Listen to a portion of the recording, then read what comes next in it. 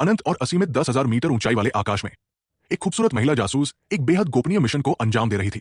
इस समय उसने असली क्रू सदस्य को पहनाकर एक छिपे हुए कोने में सुरक्षित कर दिया था और खुद स्नैक्स परोसने वाले क्रू सदस्य का रूप धारण करके चुपचाप विमान में घुस आई थी। इस बार उसके इस खतरनाक मिशन का मुख्य उद्देश्य था कार्लो नाम के एक विद्वान के करीब पहुंचना और उसके हाथ में मौजूद महत्वपूर्ण शोध परिणाम हासिल करना। काम पूरा होने के बाद बेला को भी आसमान छूने वाला इनाम मिलने वाला था। मिशन की सफलता सुनिश्चित करने के लिए उसने पहले ही सभी यात्रियों की टिकट रद्द करवा दी थी। इसलिए जब कार्लो दिखाई दिया तो वो तुरंत लक्ष्य पर नजर गड़ा सकी।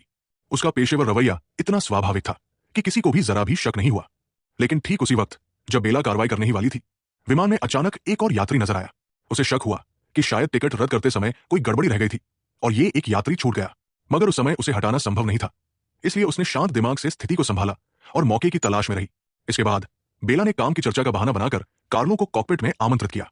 फिर उसने झूठ बोलते हुए कहा कि टॉयलेट खराब है और कप्तान को जाकर उसकी मरम्मत करने के लिए कहा ताकि कार्लो से अकेले में बातचीत का मौका मिल सके।